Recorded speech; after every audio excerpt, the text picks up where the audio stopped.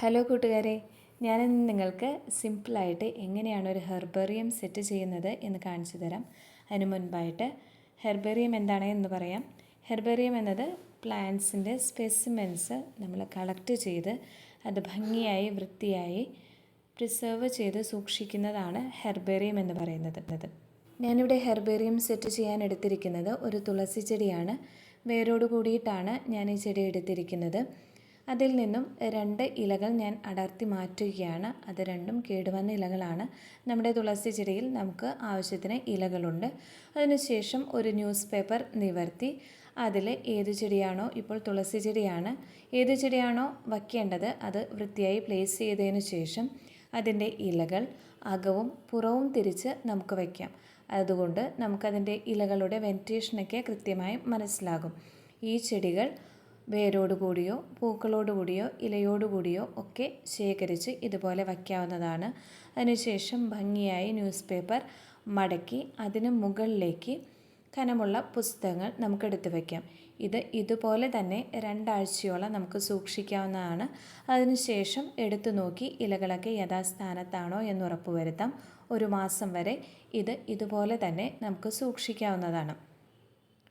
ഇത് ഞാൻ ഹെർബേറിയത്തിനായി മുൻപേ സെറ്റ് ചെയ്ത് വച്ചിരിക്കുന്ന ചെടികളാണ്.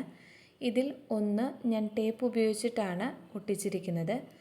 മറ്റേത് പശയിൽ വെള്ളമൊഴിച്ചിട്ട് അത് ഡൈല്യൂട്ട് ചെയ്തതിന് ശേഷമാണ് അത് ഒട്ടിച്ചിരിക്കുന്നത്. ഏത് രീതിയിൽ വേണമെങ്കിലും നിങ്ങൾക്ക് ചെയ്യാവുന്നതാണ്. പശ വെച്ച് ഒട്ടിക്കുമ്പോൾ കുറച്ചുകൂടി ഭംഗിയുണ്ടാകും. ഇനി ഇത് ചാർട്ട് പേപ്പർ 4ആയി പകുത്ത് അതിൽ ഓരോ ഭാഗത്തിലാണ് ഞാൻ ഈ ചെടികൾ പ്ലേസ് ചെയ്തിരിക്കുന്നത്. ഇതിന് പകരം ഹെർബേറിയം ഷീറ്റ്സ് ഉണ്ടാകും. അതിൽ സെറ്റ് ചെയ്താൽ കാണാൻ നല്ല ഭംഗിയായിരിക്കും. ഇനി നമുക്ക് കുറച്ച് ഹെർബേറിയം പ്ലാന്റ്സ് കാണാം. 16 പ്ലാന്റ്സ് ആണ് ഞാൻ ഇതേ രീതിയിൽ സെറ്റ് ചെയ്തിരിക്കുന്നത്. ഞാൻ എടുത്തിരിക്കുന്നത് എല്ലാം മെഡിസിനൽ പ്ലാന്റ്സ് ആണ്. ചാർട്ട് പേപ്പറിൽ ഇത് ഒട്ടിച്ചതിന് ശേഷം താഴെ ഒരു വൈറ്റ് പേപ്പറിൽ ഞാൻ ഏത് ഫാമിലിയിൽപ്പെട്ടതാണ്, ഇതിൻ്റെ ബൊട്ടാണിക്കൽ നെയിം എന്താണ്, മെഡിസിനൽ പ്ലാന്റ്സ് ആയതുകൊണ്ട് അതിന് മെഡിസിനൽ ബെനിഫിറ്റ്സ് എന്നിവയാണ് എഴുതിയിരിക്കുന്നത്. ചെടിക്ക് മുകളിലായി അതിൻ്റെ പേരും എഴുതിയിട്ടുണ്ട്.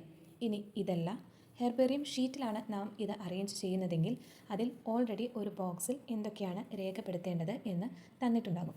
നമ്മൾ അത് ഫിൽ ചെയ്താൽ മാത്രം മതിയാകും. എന്താണ് ഹെർബേറിയം എന്നും എങ്ങനെയാണ് ഒരു ഹെർബേറിയം സെറ്റ് ചെയ്യേണ്ടതെന്നും നിങ്ങൾക്ക് ഈ വീഡിയോയിലൂടെ മനസ്സിലായി കാണുമെന്ന് പ്രതീക്ഷിക്കുന്നു.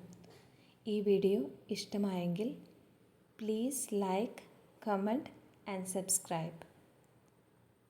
മറ്റൊരു വീഡിയോയിലൂടെ നമുക്ക് വീണ്ടും കാണാം. ഒത്തിരി സ്നേഹത്തോടെ നിങ്ങൾക്കെല്ലാവർക്കും നന്ദി.